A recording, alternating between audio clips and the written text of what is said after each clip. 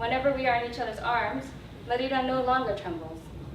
And she has metamorphed from an unsure leader to a supportive, creative partner who I always look forward to dancing with at milongas. Marina is not alone in this journey of self-discovery as a tango leader. I have been dancing tango in DC for the past 3 years, and I've noticed subtle changes in my community. More and more women are taking on the leader's role, a role traditionally held by men. This initiative to challenge the traditional male as leader and female as follower paradigm is not new to tango. And it's been adopted as queer tango within Buenos Aires, where it began. And this started to spread to different parts of the world and has been described by ethnomusicologist Mercedes Liska as a queer tango circuit that constitutes a map of cities, not countries.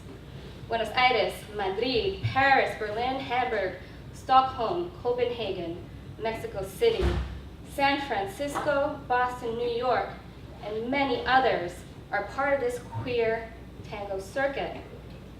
But as you will see, Washington, D.C. is not.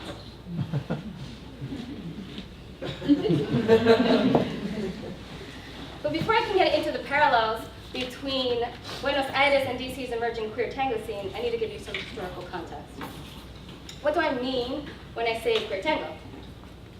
Tango dancing as a social dance almost disappeared in Buenos Aires by the 1980s. But after the fall of the dictatorship in 1983, tango shows and films were once again being produced, bringing new images of this dance to the new generation. By the 1990s, tango classes started to pop throughout Argentina's capital, and almost immediately the traditional norms were being questioned. Scholars like Mercedes Liska and Caroline Merritt attribute this to professional female dancers learning to lead, so that they may in turn instruct during the class. And that tango was no longer taught as a series of steps, but instead the dance was deconstructed so that all students could recreate their own dance. Merritt calls this form of instruction the democratization of information. Over time, more dancers began to learn each role, and they wanted to dance with partners of their same sex. The absence of gay and queer-friendly milongas inspired two rebels to create such spaces. In 2003, the longest-standing gay milonga, La Marchal, was started by Augusto Valenciano. Around the same time, Mariana Del Campo began to organize a space where women could dance together. Her milonga changed venues and names, but by 2005, the Milonga Tango Queer was formed, as well as its mission statement and proposal. Del Campo drew on queer theory as the basis for queer tango. Definitions for what it means to be queer, as far as this is concerned: whatever is at odds with the normal, the legitimate, and dominant, and how to counteract such dominant forces by deliberately subverting all notions of fixed identity in varied and non-predictable ways. These ideas were used by Del Campo and others like her to challenge the heterosexual norm of tango. Queering tango means that a dancer can dance whatever role they wish to regardless of their gender. Now, they may not seem as a huge transgressive act. However, dispelling the notion that the male is the leader and the female is the follower is not as simple as it sounds. Liska explains that this natural partnership was intentionally ingrained in the Argentine psyche through the choreographic standardization of the dance during the 1920s. This was done so that women could be controlled, disciplined, and become good members of society. This standardization was seen as necessary to build the Argentine nation state and was so effective that the fixed gender roles within the dance continue to present day. Queer tango has returned conflict to this dance. Because as a practice, it lends itself to an analysis of how identity and the subject are being redefined in contemporary life. But facing these heterosexual norms head-on and alone is quite daunting. The need and desire to create communities and solidarities with other queer tango communities throughout the world led to the first International Queer Festival in Buenos Aires in 2007. The organizers for the Marchal and Queer Tango Milonga collaborated with each other and sought the advice of their European counterparts, who had already organized and run queer tango festivals for many years. In fact, the label Queer Tango was inspired after Del Campo participated in Hamburg's Tango Festival and coming in contact with its organizers. The Campo and Balizano were conscientious about creating this international network because that's what they attribute to Queer Tango's growth. They actively promote this network during their yearly festival by highlighting a world city that has assimilated, publicized, and represented queer tango. According to Fitch, by sharing the developments and unique challenges of each community, there is a greater sense of strength and solidarities. These cities are now what comprise this queer tango circuit. I needed to share the story with you of how queer tango developed in Argentina as well as other international communities to show that in Washington, D.C., similar occurrences have and are taking place. And this is what my fieldwork consists of. We too have our rebels and organizers who wish to foster community and create a queer network. Ethnomusicologist Thomas Torino points out individuals can make an important difference, but it can only begin as a small difference, and it can only begin where they are and with the people around them. These individuals making a difference here in DC are the stories I wish to focus on now.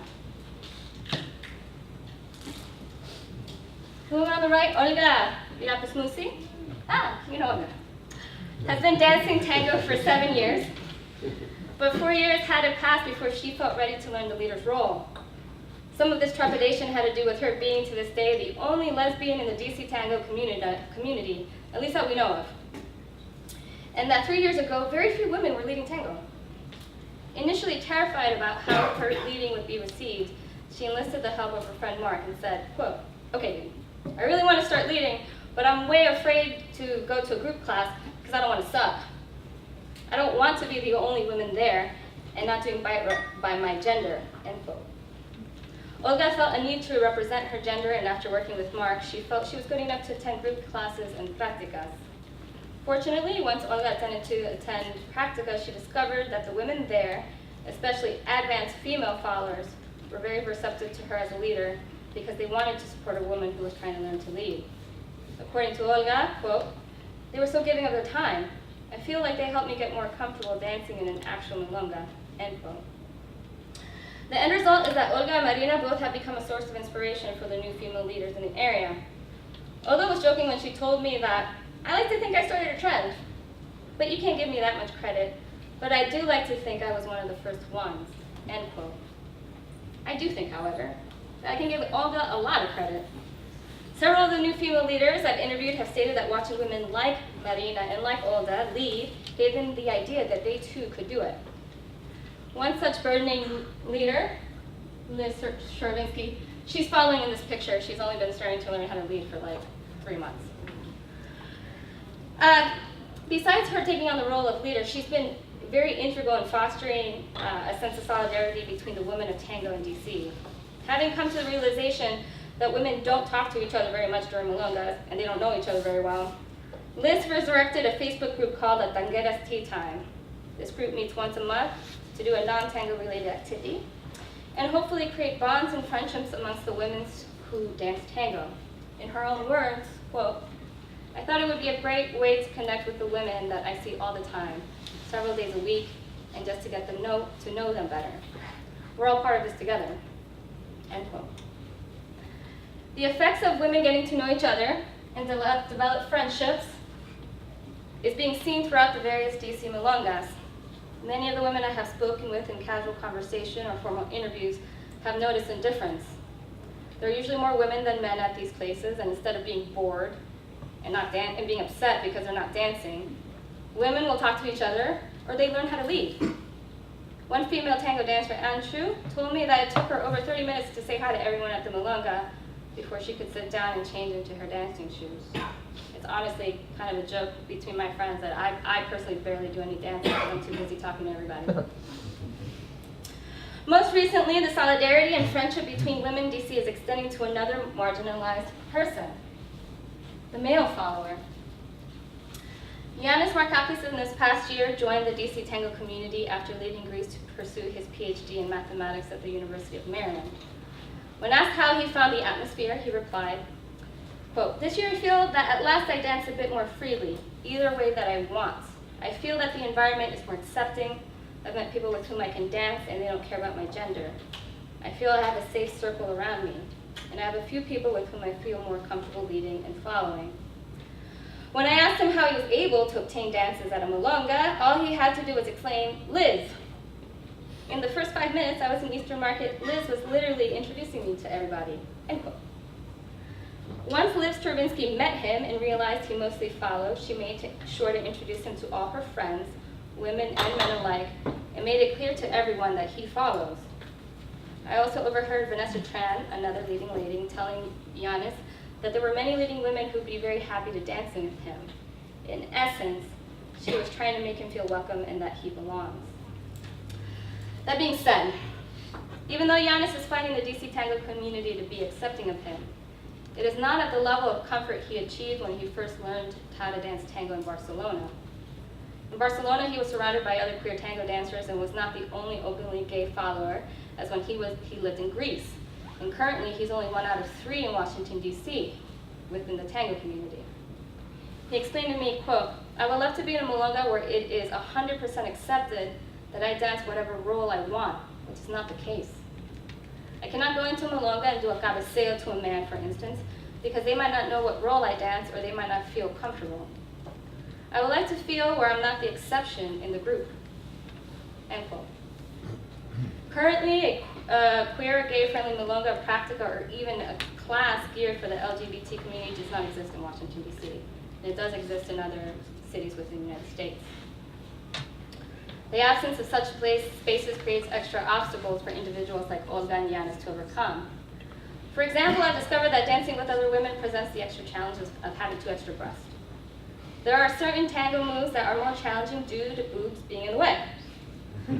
But both women can work around them during practice to figure out how to change the embrace in order to accommodate their bodies. Not only does Olga have to take that into consideration, but she informed me that she is very afraid that if she accidentally brushes a woman's breast, it may be interpreted as her being forward. She does not want to be that queer girl. But as I said before, the individuals I just highlighted are interested in creating networks of solidarity between queer dancers. After my interview with Olga, she put me in contact with a tango instructor, Elizabeth Sabatiuk, who wants to start an introductory class for the LGBT community. It's Liz. While interviewing her for this project, she divulged that one of the reasons she has not created such a class is due to her being a heterosexual woman and feels that it may not be her place. I spoke to her about Giannis and his experience with the queer tango community in Barcelona and put them in contact with each other. Giannis, in turn, has given Elizabeth the contact information of the queer tango organizers he knows in Spain, and she plans to contact them for any guidance or advice that they could offer. This kind of networking and community building is what created the International Queer Tango Circuit, and I personally am excited to see as my project unfolds how DC's queer tango community will continue to incorporate itself into the circuit. And now, our short time together has come to an end. And yet there is so much more I wanted to tell you. I wanted to explain how difficult it can be to get a dance with another woman you don't know, and the fears experienced when learning a new role. I wanted to show you the impact queer tango has done to the music and new innovations brought to the dance, particularly the exchange of roles while dancing. I wanted to share the opposing view. How do people who wish to maintain the traditional male-female partnership feel about these rambunctious women leading and courageous men following on the dance floor? How do these contrasting views coexist in one shared space? But alas, those stories must wait for another day, another conference, because this story had to be told first. Thank you for listening.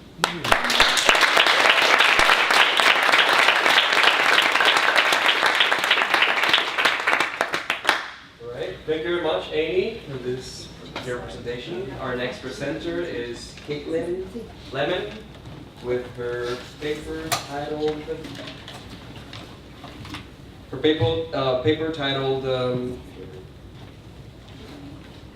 Queer Bodies Matter, Racializing and Anti-Queer Violence.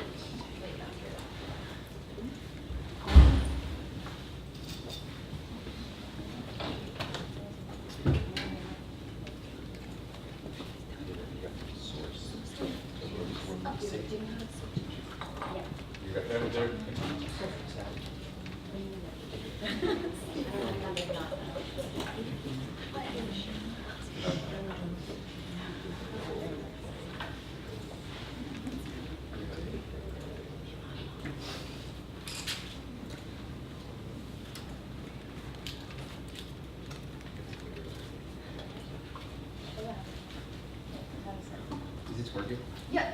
Give it a try. Corners of the Oh, computer. it's changing Maybe not. Amy's one. Oh. Oh, is it plugged in? It's plugged in here. Yeah. Oh, so.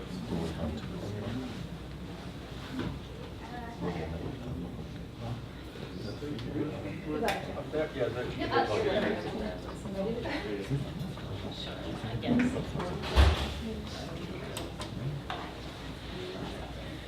Sorry guys, I'm not at all technology gifted, so my presentation will probably be disappointing in comparison animations wise. So this title is very much in progress. It's still a piece that I'm working on. Obviously, I put a trigger warning. I know a lot of people, when I came to this conference, thought that I was writing exclusively about Pulse, and Pulse is part of what I talk about, which is why I have this warning up here. But it was sort of what inspired this paper, and more so what happened afterwards and what I was seeing in the queer community where I am in North Carolina, and also what I was seeing online. Obviously, I just have some things about accessibility. If you're somebody that lip reads, if you want to let me know, I can try and make sure that I face you. Also, we have whisperers here. I could try to talk in Spanish, but it's very Chilean and more intermediate, so it probably wouldn't go as well. And honestly, it's probably more Portuñol than anything. But if you have questions afterwards, I also have my email if you want to email me, because I know for me, I don't have questions immediately after a presentation. It's always at midnight as I'm going to bed. So just to start out with some definitions, because when people ask me what I'm researching, I say homonationalism. I don't know if homonacionalismo is a word, but I have made it one for the purpose of this presentation. Homonationalism, has a lot of different nuances. If you want to read more about it, I recommend Jagdir Puar's book, Terrorist Assemblages, Homonationalism in Queer Times. At the end of this presentation, I have a list of other works along with hers that you can read. I guess we can figure out a way to send that out if people are interested.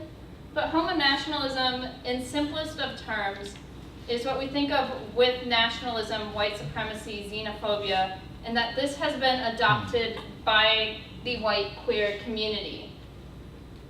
It's similar in many ways to first wave feminism. So briefly explaining first wave feminism, a lot of you may know it as white feminism, or this idea that was focused on the suffrage of white women, and you saw after first wave feminism that this was utilized to suppress the black vote, to suppress civil rights of people of color.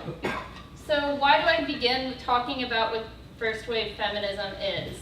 I'd never like to assume too much knowledge as somebody who started teaching for the first time this year of my audience. So I know some people tell me they don't know the theories, so I like to put them on the slides. But also because I thought what I was seeing after Pulse was kind of this fissure in the queer community, where I saw this divide between the movements of the 20th century and early 21st focused on things like marriage equality and legal rights, to now a second wave of queer liberation, which is what I argue is happening in reaction to homonationalism that is focused on the needs of people of color. And this specifically focuses on the Latinx community. So in June of 2016, probably a day we're never ever gonna forget, I don't think, Omar Mateen walked into the Pulse nightclub. For those who do not know, it was a very popular hangout for not just the queer community, but particularly the queer Latinx community. He opened fire on the patrons inside, and quickly around 49 people were killed, 53 more were injured. And what I found interesting was what happened afterwards with what I saw in different local groups and organizations in Charlotte, but also in the context of it being an election year. When I saw the news coverage of Pulse, what I noticed was that the majority of these media outlets described it as a terrorist attack.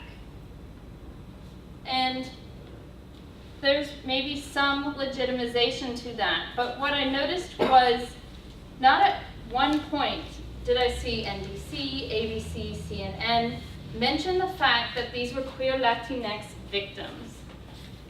HRC also described it as an attack on Americans, American civil liberties, and an attack, obviously, on the LGBT community, which they used then to try and collect donations, to say we have to stop this attack on LGBT community and LGBT-focused hate violence. The candidate at the time, candidate Trump, also sees this as an opportunity for an election year.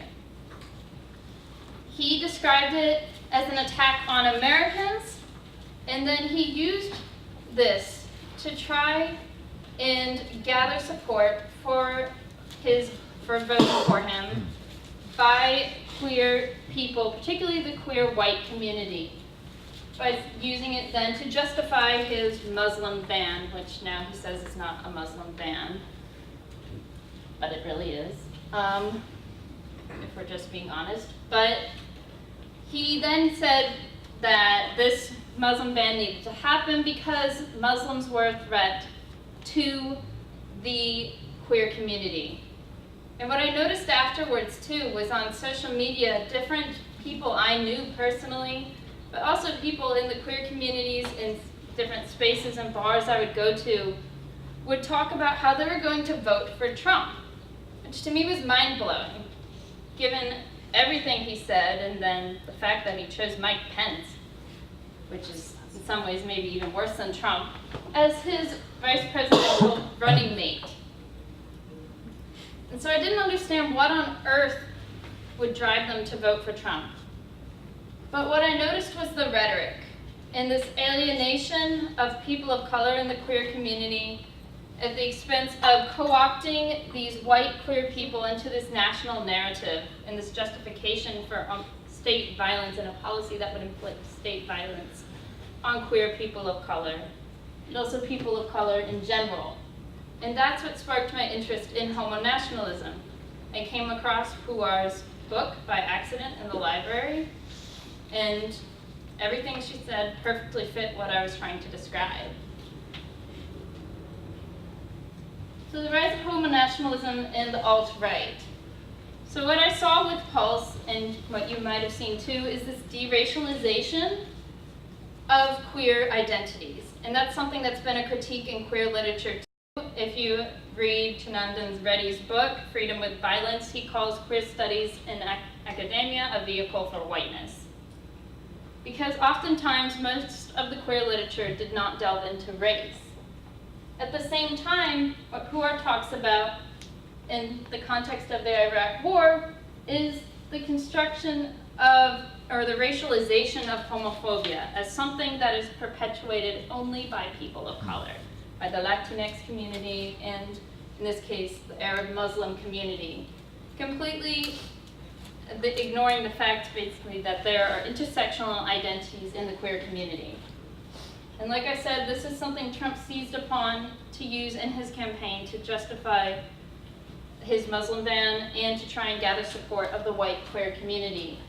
For anybody who doesn't know who Peter Thiel is, he's one of the leaders of PayPal, and he gave a speech at the RNC with his support for endorsing President Trump, saying we have to protect the LGBT community from radical Islam.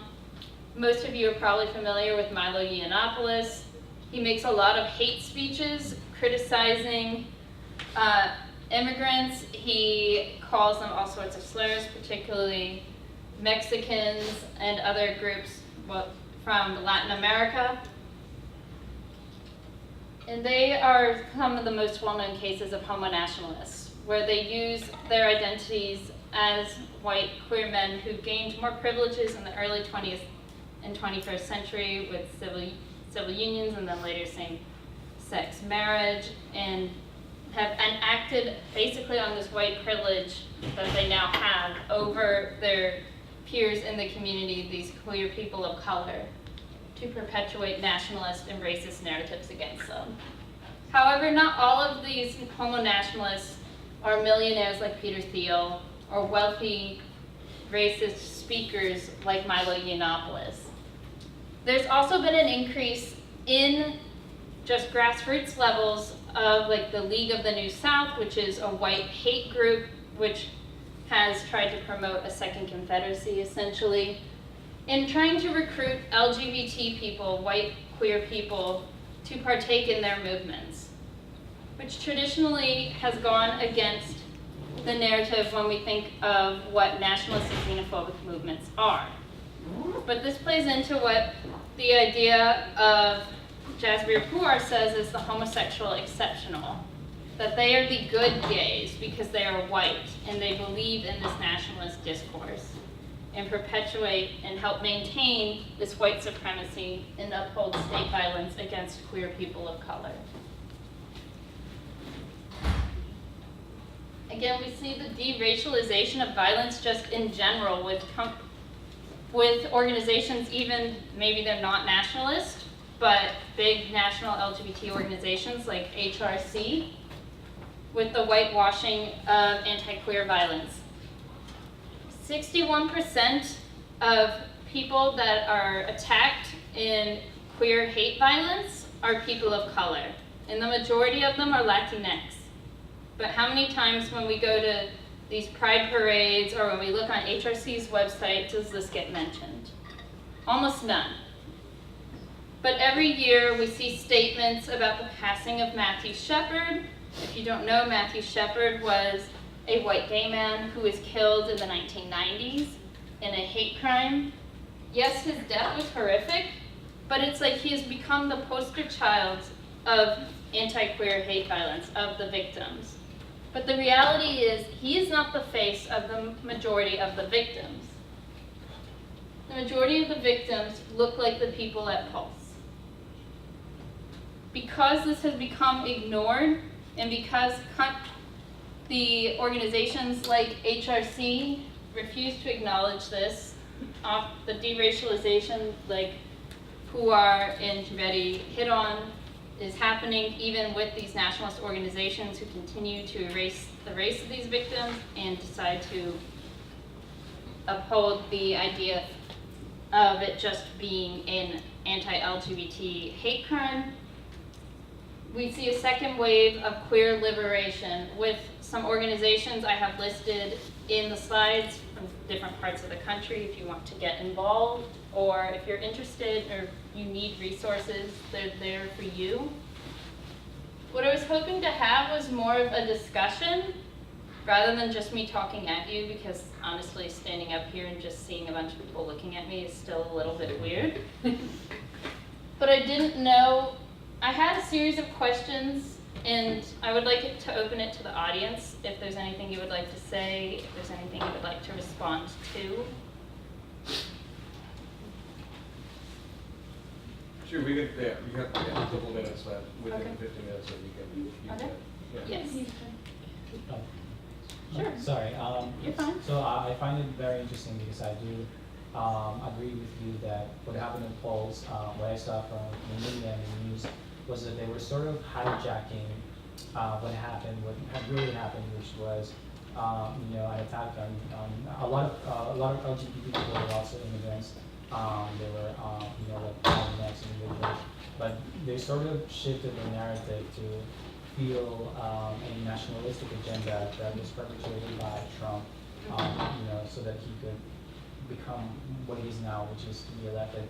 But I also find it interesting that in the LGBT community, particularly gay men, that the face of the gay community are white cisgender men who are also gay, and they also are the ones that have been traditionally the ones at the forefront, and they're not necessarily fighting the battle out there like transgender individuals are, like people of color are, but they're benefiting from the struggles and the fights that people of color have had to endure, and they're sort of like the fruits of that, and I just feel like it's just privilege.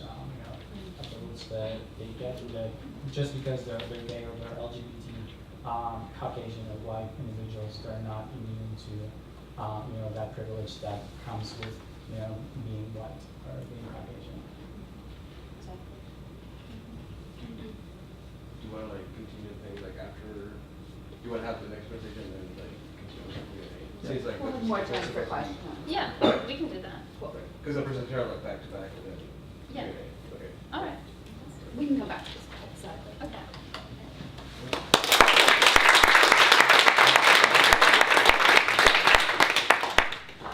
All right, thank you very much, Caitlin, for your presentation. And next we have Chioma with her paper titled Queering Salsa, Gender Dance in DC Latin Nightclubs, plus, there.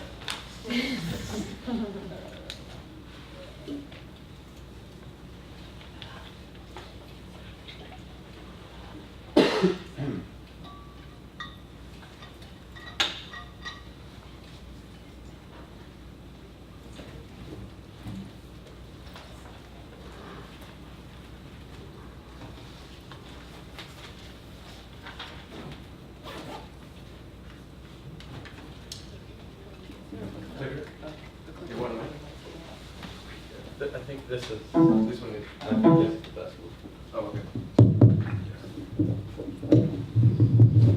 Hello? Hello?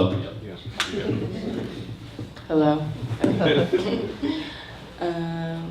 All right, so hello everyone. My name is Chioma Baraji, undergraduate senior in Women's Studies here at UMD, and I'll be presenting my project that I completed for the Latin American Studies certificate last semester on queering salsa. What is that? On queering salsa in DC Latin nightclubs. Also, I apologize for my voice. I don't know if I'm contracting like allergies or I got sick, but yeah, hasn't been good. Am I gonna? No. Oh yeah, you're good. Okay. So I'd like to pose a Q&A. How many people here like to dance? Raise your hand. Okay. And how many people here like to go to the club to do said dancing? Okay, not as much. And of those who like to go to the club, how many of you, or I want you to think about if you've ever felt uncomfortable while you're at the club dancing, and why or why not, and what social factors contribute to your comfort. And so this project was actually born out of my own discomfort at the club. So I learned how to dance salsa a few years ago, like 3 years ago, in the Dominican Republic, and ever since then I've been trying to like maintain my practice and continue it in DC Latin nightclubs, which is primarily the place I go to dance my salsa. But while I do enjoy the dance, I haven't enjoyed the superimposed roles that have been assigned to me within the dance, specifically the gendered lead follow roles that Amy was talking about earlier. So as we discussed as well, there's this male lead, female follow role that's within the salsa dance, which also kind of superimposes itself onto the gendered culture within the Latin nightclub. So there's these constructions of femininity that I also didn't identify with. So I wanted to find out how I could still enjoy a dance and still, but not conform to these gendered perspectives. And so in that sense, I'm looking at queer as a disruption of a common or normalized practice. So again, I was asking how can I deconstruct salsa so it can be a comfortable and inclusive experience for me and others like me. And so some of my more formal research questions are how are culturally based constructions of femininity perpetuated within these lead-follow roles, and how is that equated within the Latin nightclub in terms of expectations of what roles you're supposed to fulfill and how you're supposed to look while performing those roles, and also asking if this heteronormative gender performance can be removed from salsa, how does the Latin nightclub kind of foster that experience? And I think it's also important to note the historical background. I won't go completely over it because Amy also discussed it in her paper, but with this migration of salsa from the Latin American Caribbean, Puerto Rico, Cuba, to New York, there was also this transnational migration of these gender roles. So we can see how the Latin nightclub kind of is a prime space to understand these cultural definitions of what it means to perform one's gender, and also how the Latin nightclub can also be a site to explore how gender roles can be subverted within this cultural space. And so to kind of frame my argument, I drew upon the work of a couple of queer scholars, primarily Jose Esteban Munoz, who uses this idea of queer temporalities, or this concept of queer temporalities, which is a projection of a utopian futurity on the present moment. So, of course, I can't solely deconstruct gender roles. I'd have to go like hundreds of years back, back to colonialism and all these other things, and I can't really do that as one person and just within dancing. So I wanted to know how one performance experience and one momentary pleasure of experience in subverting gender roles through the lead-follow role within salsa, how that can act as kind of deconstructing salsa itself and also subverting the gender roles within the dance. And also drawing again on the work of Munoz, I drew on the concept of disidentification to see how despite being confined as a woman to this follow role, how can I kind of disassociate with both the role and my gender to understand how I can perform agency despite being in a non-agential role within the dance. And so, yeah, that's kind of my thesis. Kind of saying that by embodying these new ways of performance of time and gender, we can present an opportunity for queer salsa performance in the nightclub. So to do my study, I had to go to the club over 2 months. I went every other Friday. What? Right, it was the worst time, but no. So over 2 months, I went every other Friday to a club in DC called Cuba Libre, and it's in the Gallery Place Chinatown area. It's actually a restaurant by day, club by night. Yeah, I thought that was a really good place, given the Gallery Place area is kind of like a diverse, kind of hip, younger patronage in the area. And also specifically for going to Cuba Libre, I thought it was a really good site for an intergenerational and a transnational mix of Latinx heritage. Because I go there regularly with my friends, and I've met people from all over Latin America, and I've also it's a place where there are more, first and second generation Latin Americans than there are, more traditional Latin American people. And as well, this compared to other clubs I've gone to, I just thought the site was better because it is also more accessible than other Latinx clubs in the DC area. So that's why I chose the club. So I went there over 2 months. Primarily in the first 2 or 3 times I went, I was primarily doing the looking, like my ethnography, primarily looking at the aesthetics of the Latin nightclub, so looking at what people were wearing in relation to their role within the dance. So, did they have on, or were they performing their gender in line with their lead follow role? But then I was also looking more closely at how, based on people's perceived gender within the dance, what did that align with their gender? So did we have women follows and male leads within the dance, and how were they always doing the lead follow roles, or were they kind of subverting it And so primarily I didn't find any subversion. I didn't want to like locate queerness where there wasn't. So, you know, I would speak to my advisor for the project. Sorry. I would speak to my advisor for the project, and I was saying that I didn't want to like say these people were being queer when they weren't, because they weren't. So in that sense, I decided to put myself into the research itself and see, okay, if I could put myself into this dancing, and if I perform this type of queerness that I'm looking for, is it possible, and how can that occur? So eventually I did. Most of the time when I would dance with people, I would try to fulfill or play into the lead role, because I do know how to lead, and it just wouldn't work. And it was usually a male follow, and either just kind of look at me while we were dancing, like, what are you doing? Or it was, I don't know, it just didn't work, and they would end up being able to lead me again.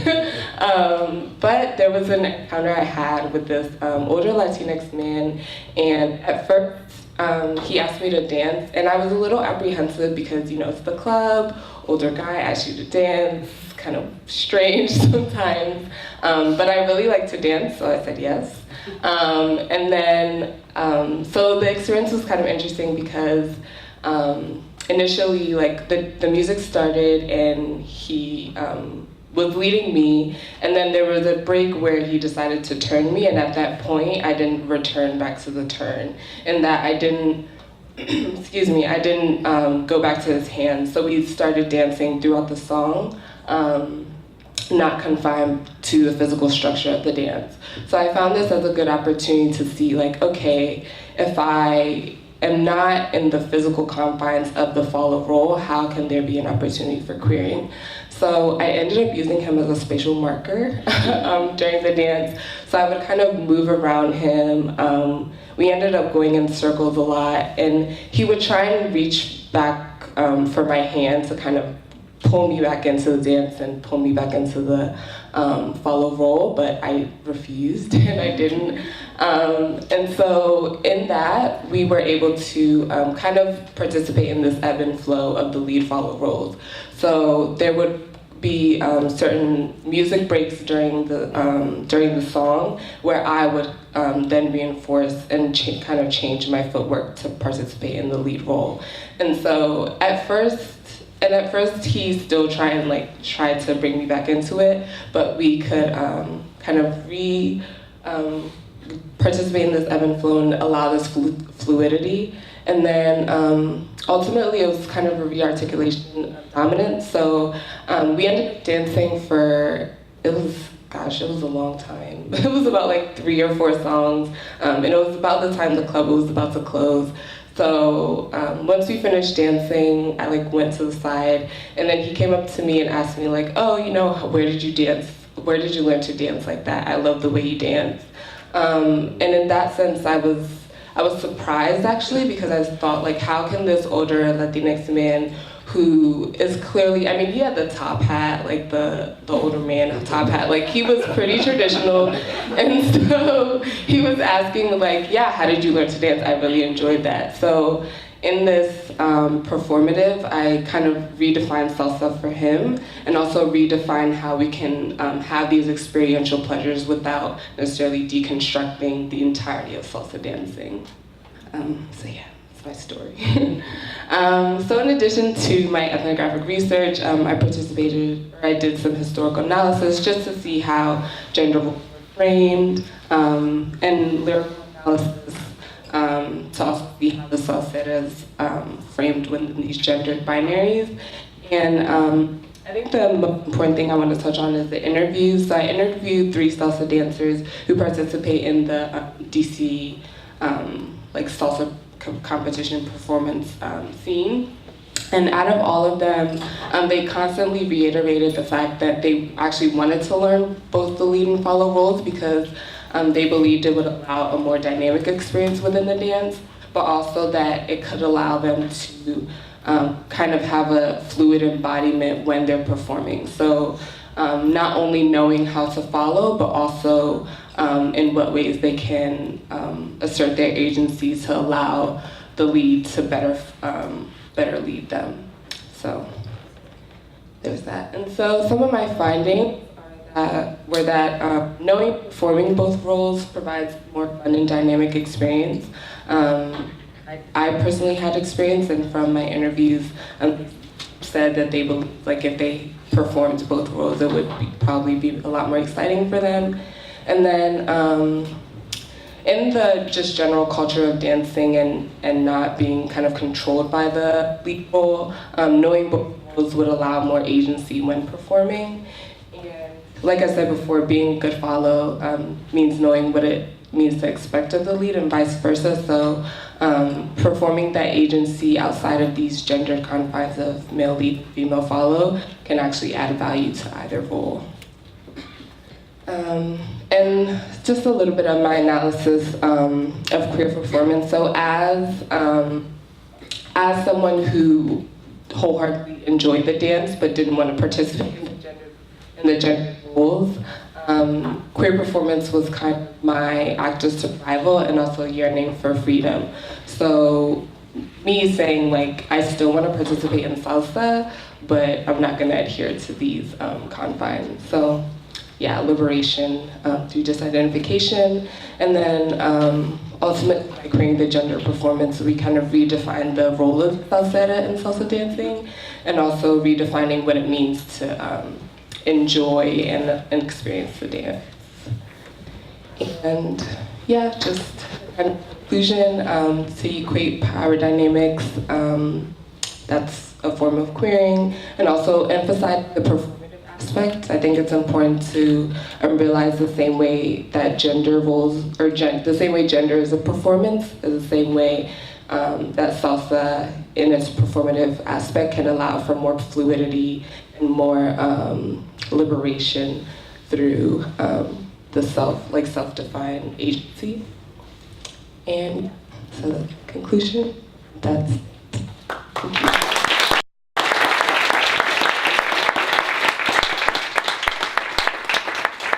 Thank you very much, everyone, for their paper. So we're a little behind in time.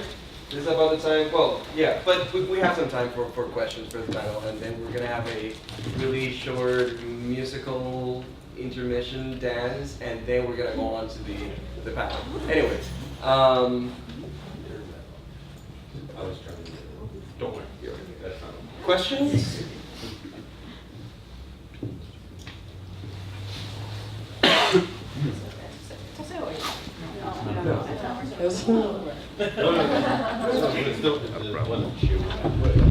Hello. Okay, chévere. So my question is, first, Shioma and Annie, thank you so much for, your presentations. I've been dancing since 2004. I've danced in Cuba, I've danced in Miami, I'm dancing here. And this idea of queering a dance, I don't necessarily know how it functions, in tango, or what the history and the dynamics of tango are, because I don't move in that world, but I do move in the casino world. And for me, the switching of the roles has always been there. When you go to class, backleading, for example, is a teaching tool that I myself use when I teach. Even though I have no patience for teaching, but I use backleading. And I also dance with women, and other women usually take me out to dance as well as men. What I haven't noticed is a man allowing himself to be led. Absolutely. So I guess my question is, queering salsa, for me, it goes beyond a little more than a person's sexuality or a person's gender or a person's, desire to sort of perform the opposite role. There's a duality there that isn't necessarily so strict. So I'm wondering how, I guess you're defining, I wasn't too sure how you were defining queering salsa necessarily. Is it like the switching of the roles, or is it something that's more tied to sexuality? When you mentioned I went to Cuba Libre and I saw dancers and I didn't see any queerness. What did you, and you said I didn't want to say that they were queer because I didn't want to assume anything. Is that more like something of sexuality that you were talking to or talking about? Yeah, so in terms of, so I didn't want to define queerness in terms of sexuality. I think it was kind of, I don't think it would be constructive for my argument to just say that, oh, these two women were being queer, because, I mean, yes, we can define queerness in that way, but that's not what I wanted to do. I wanted to say that there is opportunity through the lead-follow rules for the queering, but also that there's space within this construction of gender within the Latinx community that also allows for queering. So in looking at people or saying that they were queer, it wasn't, wait, could you repeat your question? Or what? My question is, like, are you equating queerness, with trying to read sexuality into bodies that are performing gender roles within the dance that are, in case of what you're saying, not necessarily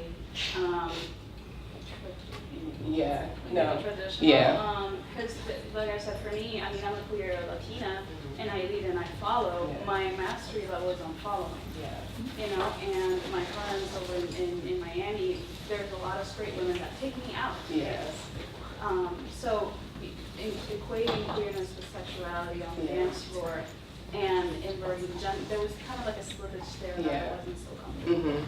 Yeah, no, I completely understand what you're saying. And I think for me, queering was the side of people who aren't, it wasn't about sexuality, it was about people who are seemingly one gender, which, I mean, can definitely be problematic in and of itself, but performing one gender through aesthetics, but how does that compare to what role they're fulfilling within the dance?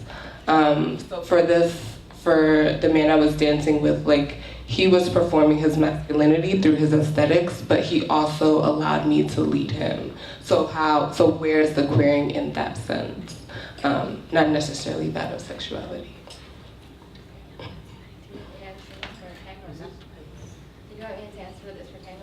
I mean, if you like. I guess. Because I've had this idea, is it, where are they querying it? Are they querying it through gender or through sexuality? The answer is both. Depends on who you talk to, which is what I discovered. Yes, exchanging roles, even to this day in Buenos Aires, is strongly associated with gender. There are many mulongas in Buenos Aires to this day that if you are a woman leading, you will be called out and asked to leave. This does not happen so much in the United States, and this does not happen so much in Europe. That's why this conversation between the organizers, even in the 2000s, was so integral in talking to people within Europe. Even currently, we're talking, and this is why I keep saying my fieldwork is unfolding as we speak. Last month, the women of Buenos Aires had a protest, and they've been having performances within different milongas to show two women dancing together. And it is seen as very, very transgressive there. Is it as transgressive here? Again, it depends on who you talk to. For example, has Olga personally experienced anything in Washington, D.C. where people are offended by her dancing as a woman? No, but there's small things. For example, Giannis was telling me one day he was at a milonga, and there was a lot of women sitting. And he mostly follows, that's what he's comfortable with. And some woman, and he said that she seemed well-intentioned, a man asked him to dance, to follow him. And she intervened and said, don't you see all these women sitting? That's not fair of you for you two to go dance. And told Giannis, go lead one of the women. She would have never have gone up to one of the women and said, you should lead. That's not the presumption. So yes, being able to do both roles and exchange both roles, or doing whatever role that you feel comfortable in, still is an act of queering within tango.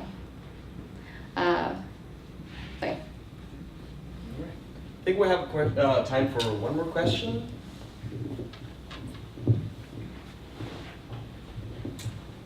That's a good question. So, Chioma, one thing I noticed about your presentation is that you mentioned that the story that you shared with the older gentleman with the hat who you queered with is that you weren't touching. So I'm wondering if like you can queer and still have physical contact, or did it require like a removal?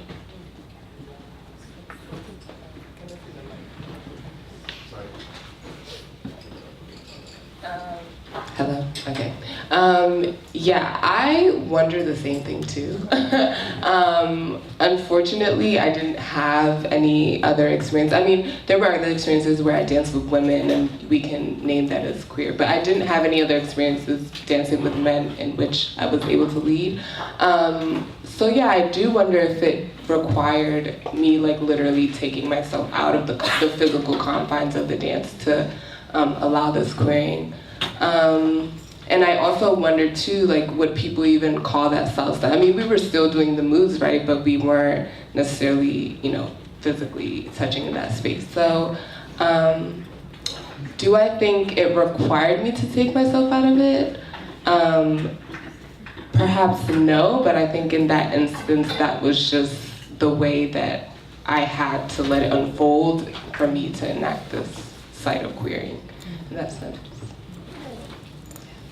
Thank you. All right, well, thank you very much.